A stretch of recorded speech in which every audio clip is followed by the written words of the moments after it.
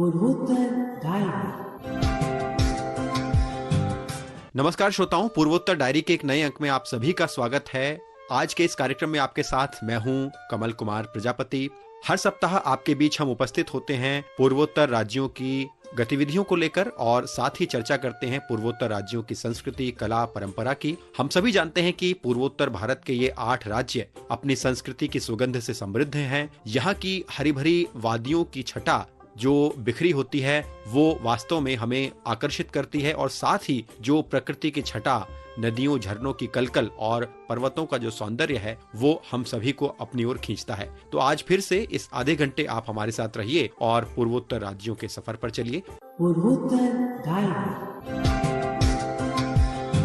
चलिए कार्यक्रम की शुरुआत करते हैं। श्रोताओं, सबसे पहले हम बात करेंगे पूर्वोत्तर राज्यों में शुरू हुई एक अनोखी पहल से। हम सभी जानते हैं कि जब भी हम किसी पर्यटन क्षेत्र में जाते हैं तो अक्सर हमारा मकसद होता है कि उस क्षेत्र में जाएं, उस क्षेत्र में घूमें और वहां की प्रकृति की, वहां की छटा को निहारें। लेकिन अब पूर्वोत्तर राज्य, खास तौर पर सिक्किम, इस परंपरा को बदलने जा रहा है। सिक्किम के एक छोटे से गांव में एक खास पहल की गई है। यहाँ एक पर्यटक के तौर पर नहीं बल्कि एक काम करने वाले व्यक्ति के तौर पर आप जा सकते हैं और वहां ठहर कर अपना काम निर्बाध तरीके से कर सकते हैं।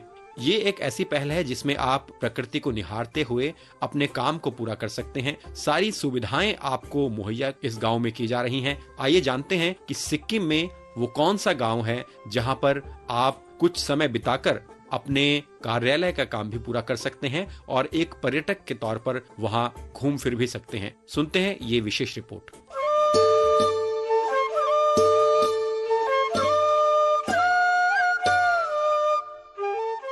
सिक्किम की हरी भरी वादियों और शांत वातावरण के बीच एक नई और अनोखी पहल शुरू हुई है जो न केवल पर्यटन को एक नया दृष्टिकोण देती है बल्कि देश के युवाओं को एक नई राह भी दिखाती है। बीती 14 जुलाई को सिक्किम के पाक्योंग जिले के याकतेन गांव में भारत के पहले डिजिटल नोमैड विलेज का उद्घाटन हुआ। नोमैड सिक्किम नाम से शुरू हुई ये पहल जिला प्रशासन पाक्योंग और सर्व हिताय नामक गैर सरकारी संस्था के संयुक्त प्रयास से साकार हुई है। इस पूरी योजना का उद्देश्य है कि देश विदेश के वो युवा जो कंप्यूटर और इंटरनेट की सहायता से दूरस्थ कार्य या वर्क फ्रॉम होम करते हैं वो अब शहरों की भीड़ से दूर आकर किसी गांव में शांति से रह सके, प्रकृति के करीब रहकर काम कर सके और साथ ही उस गांव के लोगों के साथ एक आत्मीय संबंध बना सके। इस पहल के पीछे एक गहरी सोच ये भी है कि अब केवल पर्यटन के मौसम तक सीमित रहना आवश्यक नहीं होगा, क्योंकि डिजिटल नोमैड साल भर काम करते हैं और वो किसी भी समय यात्रा कर सकते हैं। इससे स्थानीय लोगों की आमदनी स्थायी रूप से बढ़ सकती है और अनुमान लगाया जा रहा है कि गांव के निवासियों की आय 5 गुना तक बढ़ सकती है।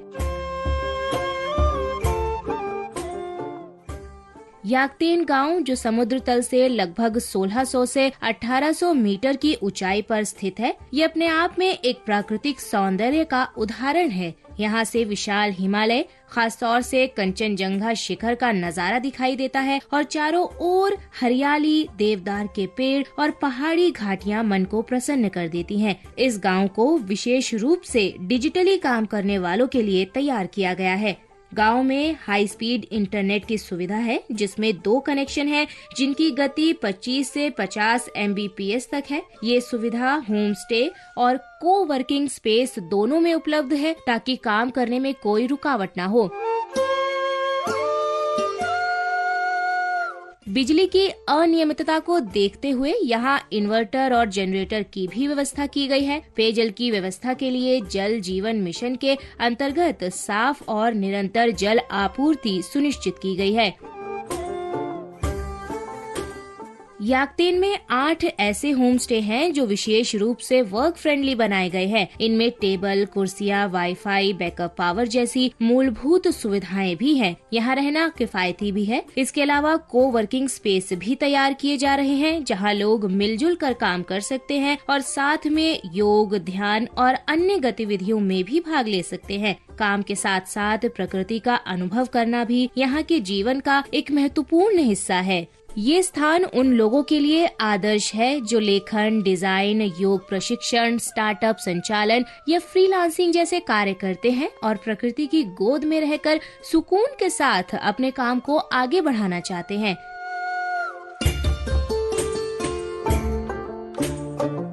याकतेन के आसपास कुछ बेहतरीन ट्रैकिंग स्पॉट भी हैं, जैसे झंडीदारा और बुडांगदारी, जहां तक पैदल जाया जा सकता है और रास्ते भर प्रकृति के अनुपम दृश्य देखने को मिलते हैं। ये स्थान उन लोगों के लिए भी आकर्षण का केंद्र बन गया है जो पक्षी दर्शन, तितलियां देखने के शौकीन हैं और बागवानी या स्थानीय सांस्कृतिक गतिविधियों में रुचि रखते हैं। यहाँ पाई जाने वाली दुर्लभ काइजरे हिंद तितली यहाँ की विशेष पहचान बन गई है। नोमैड सिक्किम केवल डिजिटल कार्य के लिए एक मंच नहीं है, बल्कि ये स्थानीय संस्कृति को दुनिया के सामने लाने का भी एक माध्यम है। यहाँ आने वाले लोग घर का बना हुआ सिक्किमी भोजन खा सकते हैं, पारंपरिक नृत्य और संगीत देख सकते हैं और गांव वासियों के साथ मिलकर जंगल की सफाई जैसी गतिविधियों में भी भाग ले सकते हैं। ये पारस्परिक आदान प्रदान एक ऐसी सामाजिक ऊर्जा पैदा करता है जो न केवल पर्यटक को एक नए अनुभव से जोड़ता है, बल्कि गांव के निवासियों के जीवन को भी समृद्ध करता है। याकतेन को पूर्ण रूप से शून्य अपशिष्ट यानी जीरो वेस्ट की नीति के अंतर्गत विकसित किया गया है। यहाँ प्लास्टिक का पुनः उपयोग, कचरे का सही तरीके से प्रबंधन और साफ सफाई पर विशेष ध्यान दिया जा रहा है। इस प्रकार ये गांव केवल डिजिटल कार्य के लिए ही नहीं, बल्कि पर्यावरण आदर्श के रूप में भी उभर कर सामने आया है। यात्रा की दृष्टि से भी याकतेन पहुंचना आसान है। ये गांव गंगटोक से लगभग 32 से 35 किलोमीटर की दूरी पर है। नजदीकी हवाई अड्डा पाक्योंग एयरपोर्ट है जो केवल 10 किलोमीटर दूर है। सड़क मार्ग से भी यहाँ पहुंचना सरल और आरामदायक है। यात्रा के लिए सबसे उपयुक्त समय मार्च से मई और अक्टूबर से नवंबर तक माना जाता है। इन महीनों में यहाँ का मौसम सुहावना रहता है, फूलों की बहार होती है और आसमान साफ रहता है, जिससे पर्वत श्रृंखलाएं स्पष्ट रूप से दिखाई देती हैं।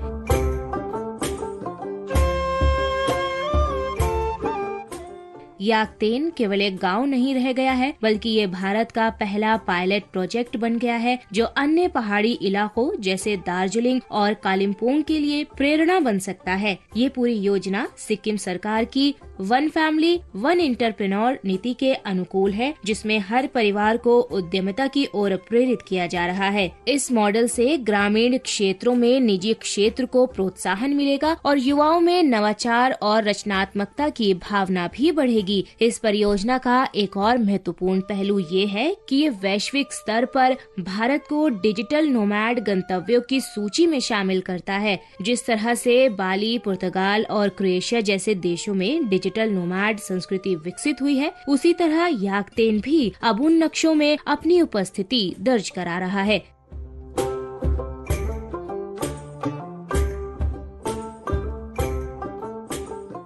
याकतेन गांव में पहले से ही कुछ डिजिटल नोमैड आ चुके हैं और ये वहां के वातावरण, सुविधाओं और लोगों की आत्मीयता से एक नया अनुभव ले रहे हैं।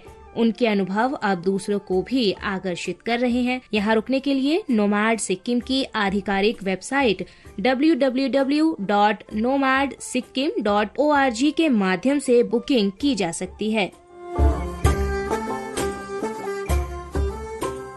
इस पूरी पहल ने ये स्पष्ट कर दिया है कि यदि सही सोच, सही योजना और लोगों की सहभागिता हो तो कोई भी छोटा गांव वैश्विक पहचान बना सकता है। ये केवल पर्यटन की बात नहीं है, बल्कि ये जीवन जीने के एक नए ढंग, एक नई सोच और ग्रामीण भारत की नई शक्ति की कहानी है। याकतेन आज भारत के उस भविष्य की झलक देता है जहां काम और जीवन का सही संतुलन संस्कृति और नवाचार के साथ संभव है। पूर्वोत्तर डायरी के लिए सरफिरोजी।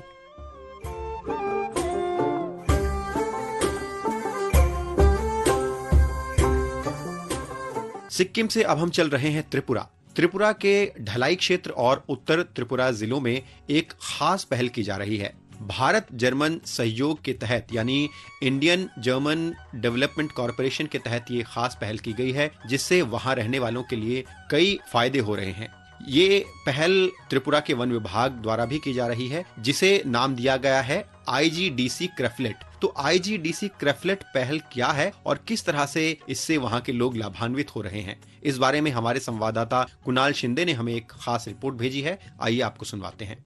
भारत जर्मन विकास सहयोग के तहत IGDC क्रेफलेट परियोजना का मुख्य उद्देश्य वनों के क्षरण की समस्या को कम करना और लक्षित समुदायों की आय में वृद्धि करना है। ये कार्य प्राकृतिक संसाधनों के सतत, जलवायु लचीले और सहभागी प्रबंधन के जरिए किया जा रहा है। इस परियोजना की शुरुआत वर्ष 2020 में हुई थी और यह 2027 तक चलेगी। कुल 280 करोड़ रुपए की लागत वाली यह परियोजना धलाई और उत्तर त्रिपुरा जिलों के 129 गाँव में लागू की जा रही है, जिसमें से 107 गांव धलाई के 8 विकास खंडों और 22 गांव उत्तर त्रिपुरा के 3 खंडों में स्थित है। पिछले सप्ताह बुधवार को त्रिपुरा मिजोरम सीमा के समीप डमचिरा में एक विशेष सामुदायिक विकास कार्यक्रम का आयोजन किया गया। इस मौके पर पारंपरिक आदिवासी परिधान रिगने बुनने के लिए धागे 260 महिला लाभार्थियों को वितरित किए गए। साथ ही उत्तर त्रिपुरा की 13 ग्राम समितियों की फुटबॉल टीमों को स्टड्स और जर्सी भी प्रदान की गई। इस अवसर पर त्रिपुरा के वन मंत्री अनिमेष देबबर्मा ने कहा कि परियोजना का मुख्य फोकस जैव विविधता की रक्षा और वनों में रहने वाले समुदायों को संरक्षण के प्रति जागरूक करना है। आकाशवाणी से बातचीत में प्रमुख मुख्य वन संरक्षक RK समल ने बताया कि खेल गतिविधियां युवाओं को नशे जैसी बुराइयों से दूर रखने और उनमें नेतृत्व, अनुशासन व समुदाय विकास की भावना जगाने में सहायक है। अधिकारियों ने यह भी बताया कि परियोजना के तहत चेक डैम निर्माण, सुअर पालन, बकरी पालन और मत्स्य पालन जैसी आजीविका संवर्धन की पहले भी की जा रही है। पूर्वोत्तर डायरी के लिए अगरतला से कुणाल शिंदे की रिपोर्ट।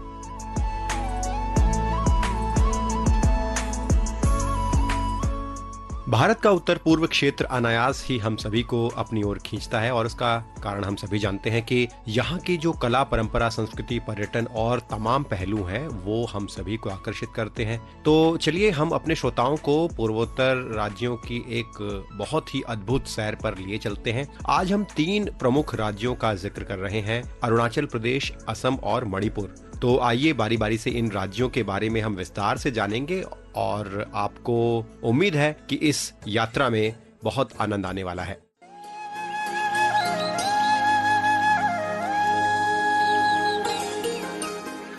अरुणाचल प्रदेश भारत के पूर्वोत्तर हिस्से में स्थित एक सांस्कृतिक रूप से समृद्ध राज्य है।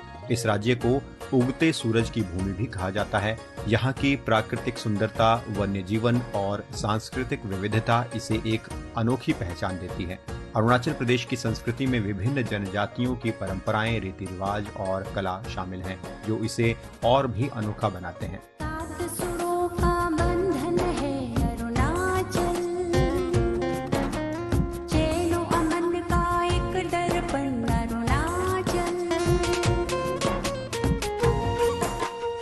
अरुणाचल प्रदेश में मुख्यतः 26 जनजातियां और 100 से ज्यादा उप जनजातियां निवास करती हैं।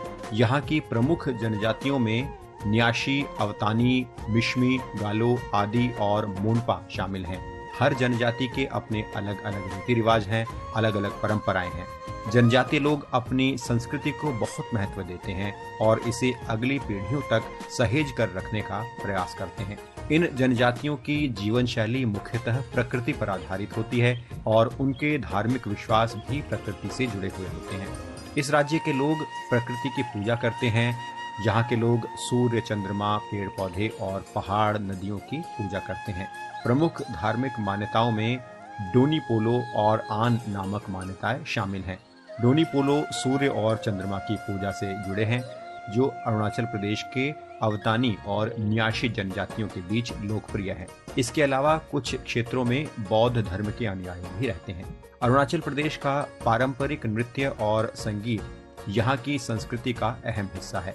हर जनजाति का अपना विशिष्ट नृत्य है, जो आमतौर पर धार्मिक अनुष्ठानों, उत्सवों और विशेष अवसरों पर प्रस्तुत किया जाता है। बुघन और पोपिर जैसे नृत्य अवतानी जनजाति के बहुत प्रसिद्ध नृत्य हैं। याक नृत्य मोनपा जनजाति का एक प्रमुख नृत्य है। इसमें लोग याक के वेश में नृत्य करते हैं। ये नृत्य न केवल मनोरंजन का साधन है, बल्कि धार्मिक विश्वासों का भी प्रतीक है।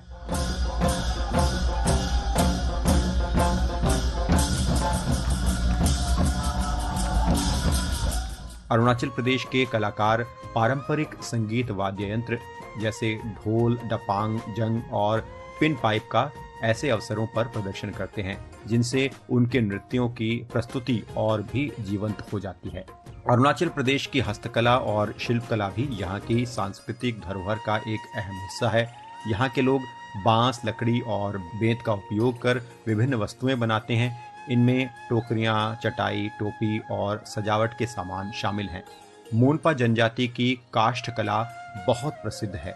इसमें वे लकड़ी पर सुंदर नक्काशी करते हैं। इसके अलावा मिश्मी जनजाति के बनाए हुए पारंपरिक आभूषण और वस्त्रों की भी अपनी पहचान है।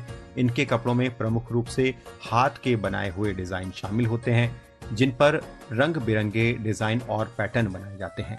तवांग मठ अरुणाचल प्रदेश का एक प्रमुख धार्मिक स्थल है और ये एशिया का सबसे बड़ा बौद्ध मठ भी है। इसे 17वीं शताब्दी में बनाया गया था और ये मठ लामा मठों की परंपरा का हिस्सा है। यहाँ हर साल कई बौद्ध कार्यक्रम होते हैं जिनमें न केवल स्थानीय लोग बल्कि कई पर्यटक भी भाग लेते हैं। ये मठ अरुणाचल प्रदेश की धार्मिक आस्था और सांस्कृतिक विविधता का प्रतीक है।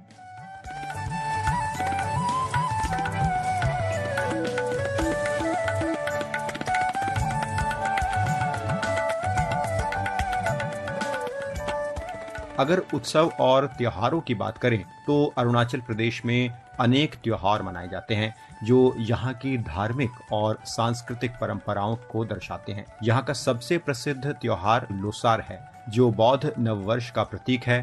मोनपा और शेरदुकपेन जनजातियों द्वारा मनाए जाने वाला ये त्योहार एक सप्ताह तक चलता है जिसमें लोग प्रार्थना करते हैं, नृत्य करते हैं और एक दूसरे को शुभकामनाएं देते हैं। इसके अलावा न्योकुम मोपिन और सोलुंग जैसे त्योहार भी बड़े धूमधाम से मनाए जाते हैं। इन त्योहारों में कृषि और प्रकृति के प्रति आभार प्रकट किया जाता है क्योंकि कृषि यहाँ का मुख्य व्यवसाय है। इस राज्य का पहनावा और आभूषण यहाँ की संस्कृति की खास पहचान है। हर जनजाति का अपना अलग पहनावा है जो उनके जीवन के महत्वपूर्ण पहलुओं और धार्मिक मान्यताओं को दर्शाता है। मोनपा जनजाति की महिलाएं शामा नामक एक विशेष परिधान पहनती हैं। अवतानी जनजाति की महिलाएं अपनी नाक में एक विशेष प्रकार का आभूषण पहनती हैं जो उनकी सांस्कृतिक पहचान को दर्शाते हैं। इसी तरह से यहाँ की विभिन्न जनजातियों की परंपराएं, नृत्य, कला और धार्मिक मान्यताएं इस राज्य को भारत के सांस्कृतिक मानचित्र पर विशेष स्थान देती है।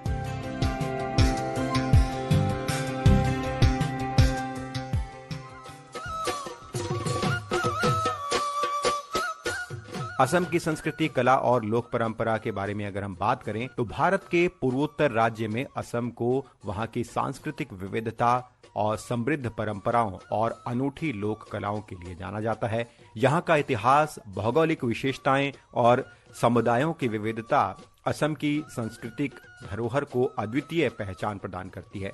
और हम समझेंगे कि असम की संस्कृति, कला और लोक परंपरा के विभिन्न पहलू क्या हैं। तो सबसे पहले अगर हम बात करें असम की संस्कृति और यहाँ के जीवन शैली के बारे में तो असम की संस्कृति वैष्णव, शाक्त और तांत्रिक परंपराओं के साथ साथ यहाँ की आदिवासी मान्यताओं का एक बहुत खूबसूरत संगम पेश करती है। ये राज्य खासकर अपनी संगीत, अपने नृत्य और यहाँ के विविध प्रकार के त्योहार और रीति रिवाजों के लिए मशहूर है। असम में वैष्णव धर्म का एक विशेष महत्व है और इसका श्रेय अगर हम दें तो संत श्रीमंत शंकर देव ने इसे प्रचलित किया था। और इसके अलावा यहाँ के विभिन्न आदिवासी समुदाय भी अपनी अपनी परंपराओं को निभाते हैं। जैसे अगर हम बात करें तो बोडो समुदाय, मिसिंग समुदाय, खारबी समुदाय यहाँ के प्रमुख समुदाय हैं जिनके अलग अलग रीति रिवाज हैं और परंपराएं हैं। और इसके अलावा असम की लोक कला और शिल्प कला के बारे में हम बात करें तो असम की लोक कला का मुख्य आधार है यहाँ की हस्तकला और बुनाई। आपने सुना ही होगा कि असम की रेशम की साड़ियाँ खासी मांग में रहती हैं और खासतौर पर यहाँ का जो मूगा सिल्क है उसकी बहुत मांग रहती है देश दुनिया में और ये असम का एक पारंपरिक परिधान भी कहलाता है। इसके अलावा यहाँ के लोग कपास और पाट का भी इस्तेमाल करते हैं। असम की बांस की कला भी बहुत मशहूर है और बांस का इस्तेमाल यहाँ के लोग रोजमर्रा की चीजों के साथ साथ सजावटी वस्त्रों के लिए भी करते हैं। और यहाँ के बांस के बर्तन बहुत प्रसिद्ध हैं। बांस की टोकरियां भी आपने कई शिल्प मेलों में देखी होंगी और घर के निर्माण में भी बांस का काफी इस्तेमाल किया जाता है। असम के हस्तशिल्प कारीगर यहाँ की पीढ़ियों से इस परंपरा को संरक्षित करते आ रहे हैं और नई पीढ़ियां भी इस पर गर्व करती हैं और इसे आगे बढ़ा रही हैं। असम की संगीत और नृत्य, अगर इसकी हम चर्चा करें तो असम का संगीत और नृत्य भी राज्य की सांस्कृतिक पहचान को बहुत आगे बढ़ाता है और इसका महत्वपूर्ण हिस्सा है। यहाँ के लोग खासतौर पर ढोल का प्रयोग करते हैं और एक बहुत खूबसूरत वाद्य यंत्र है यहाँ का गगना, और ऐसे पारंपरिक वाद्य यंत्रों का इस्तेमाल अक्सर यहाँ के नृत्यों में किया जाता है। अगर हम बात करें बिहू नृत्य की तो असम का ये सबसे प्रसिद्ध लोक नृत्य है जो यहाँ के बिहू त्योहारों के दौरान विशेष रूप से प्रस्तुत किया जाता है। इस नृत्य के जरिए किसान अपनी फसलों के अच्छे उत्पादन की कामना करते हैं। बिहू नृत्य में उत्साह, उमंग और प्रेम का प्रदर्शन किया जाता है। इसके अलावा सत्रिया नृत्य भी यहाँ का एक बहुत महत्वपूर्ण नृत्य माना जाता है। ये एक तरह का शास्त्रीय नृत्य है और जिसे संत शंकरदेव ने प्रचारित किया था। ये नृत्य खासतौर पर वैष्णव मंदिरों में प्रस्तुत किया जाता है और इसमें धार्मिक कथाएं प्रस्तुत की जाती हैं।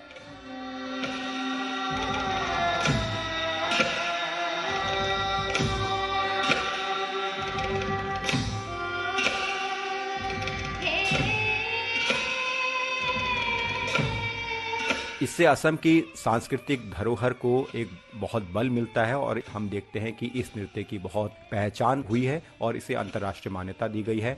असम के त्योहारों की अगर हम बात करें तो यहाँ का प्रमुख त्योहार जिसकी हम चर्चा करते ही आ रहे हैं वो है बिहू, और बिहू को खास तौर पर कृषि आधारित त्योहार कहा जाता है। इसे साल में 3 बार मनाया जाता है, जैसे रोंगाली बिहू, कोंगाली बिहू और भोगाली बिहू। तो रोंगाली बिहू की अगर हम बात करें तो ये नए साल की शुरुआत और फसल की बुआई के साथ मनाया जाता है, जबकि कोंगाली बिहू शरद ऋतु में और भोगाली बिहू जब फसल की कटाई होती है तो उस समय ये त्योहार मनाया जाता है। इन तीनों त्योहारों में नृत्य, संगीत और पारंपरिक व्यंजनों का खास महत्व होता है।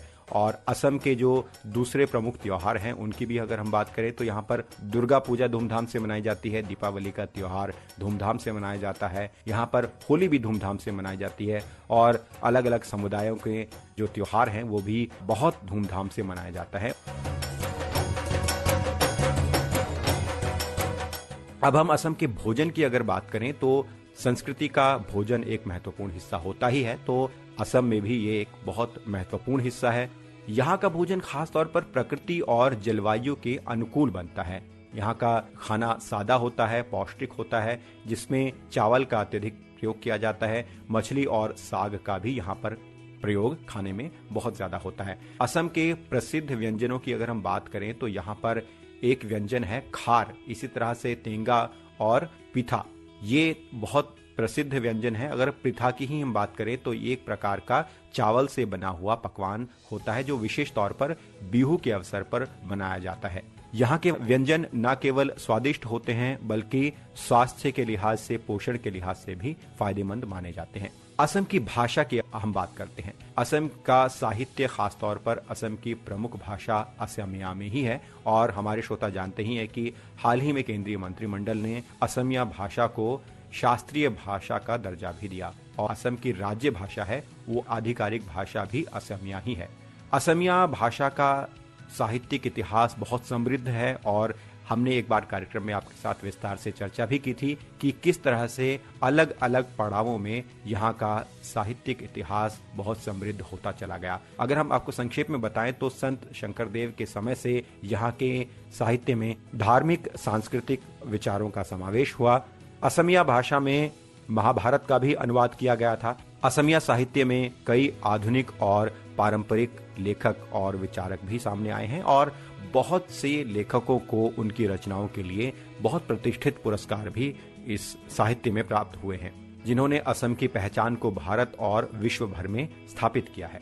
अगर हम कुल मिलाकर बात करें तो असम की संस्कृति, कला, लोक कला, परंपरा और खासतौर पर यहाँ का इतिहास उसकी न केवल भूमि बल्कि वहाँ के जो लोगों की जीवन शैली है उसको और ज्यादा जीवंत बनाता है। यहाँ का हर त्योहार, नृत्य, गीत और परिधान असम की सांस्कृतिक धरोहर का एक महत्वपूर्ण हिस्सा है। और एक खास बात यह भी है कि अक्सर बहुत से भाषा, बोलियां या संस्कृति इस तरह से लुप्त होती चली जाती हैं, लेकिन असम उन विशेष राज्यों में से है जहां की संस्कृति, भाषा लगातार उन्नत होती गई है और ज्यादा प्रचलित होती गई है। इसका एक महत्वपूर्ण कारण है कि यहाँ के लोग अपनी भाषा, संस्कृति और परंपरा पर गौरव करते हैं। इस तरह से सांस्कृतिक विविधता को और अधिक समृद्ध बनाने में भी असम की संस्कृति और भाषा का बहुत महत्वपूर्ण योगदान है।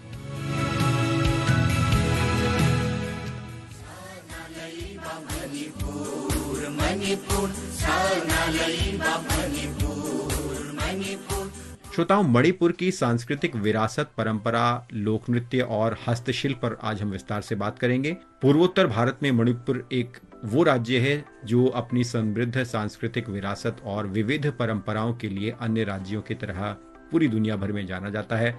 ये राज्य लोक नृत्य, शिल्प कला, पारंपरिक खेल, खान पान की अद्भुत विविधता को खुद में समेटे हुए है। नृत्य और संगीत की अगर हम बात करें तो मणिपुर का रासलीला नृत्य विश्व प्रसिद्ध है। ये नृत्य राधा कृष्ण की दिव्य प्रेम कथा पर आधारित है और इसे गहरी भक्ति के साथ प्रस्तुत किया जाता है। इसके अलावा हम बात करें तो थांगता एक मार्शल आर्ट आधारित नृत्य है और इसमें तलवार और भाले का इस्तेमाल किया जाता है। नुपा पाला ये भी एक बहुत महत्वपूर्ण नृत्य है जिसे सिंबल डांस भी कहते हैं। ये पुरुषों के समूह का एक नृत्य है जिसमें मृदंग और खड़ताल के ताल पर नृत्य किया जाता है।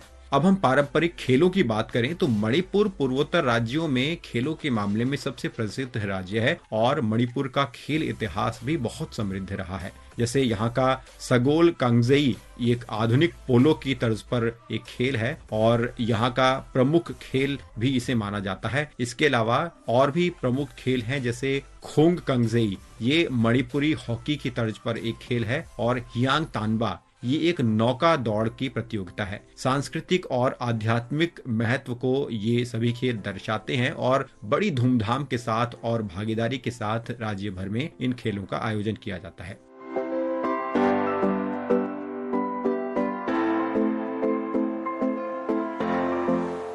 हस्तशिल्प और हथकरघा की अगर हम बात करें तो मणिपुर का हथकरघा उद्योग भी यहाँ की महिलाओं द्वारा संचालित किया जाता है। मणिपुरी शॉल और साड़ियों की बुनाई बहुत प्रसिद्ध है और बहुत अनोखे डिजाइन और रंग बिरंगे डिजाइन यहाँ पर कढ़ाई में मिलते हैं। यहाँ के हस्तशिल्प जैसे बांस और बेंत से बनी वस्तुएं भी बहुत मशहूर हैं। पारंपरिक भोजन की अगर हम बात करें तो मणिपुरी व्यंजन सादगी और पोषण से भरपूर होता है। मुख्य खाद्य पदार्थों में यहाँ ज्यादातर चावल का इस्तेमाल किया जाता है। सब्जियां और मछली भी खाद्य पदार्थों में शामिल होती हैं और खासतौर पर यहाँ का एक प्रमुख खाद्य है इरम्बा, जो सब्जियों और मछली का एक मिश्रण होता है।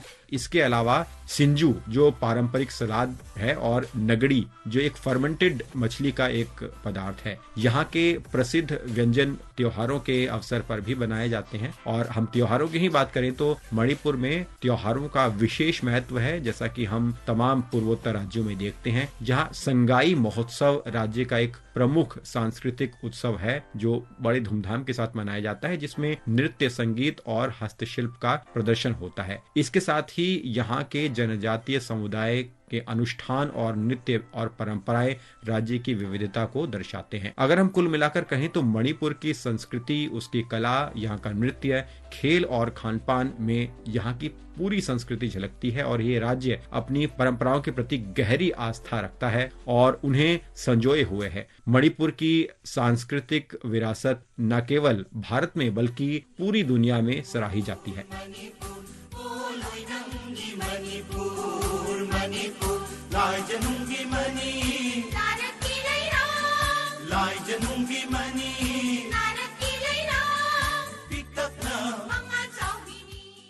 श्रोताओं, आज के कार्यक्रम का अंक यहीं तक। आप अपनी प्रतिक्रिया और सुझाव हम तक पहुंचाते रहिए। हमारी ईमेल आईडी और हमारा व्हाट्सएप नंबर आप नोट कर सकते हैं, जिसके माध्यम से आप अपने सुझाव हम तक पहुंचा सकते हैं। ईमेल आईडी है airnsdtalks@gmail.com और व्हाट्सएप नंबर है 9289094044।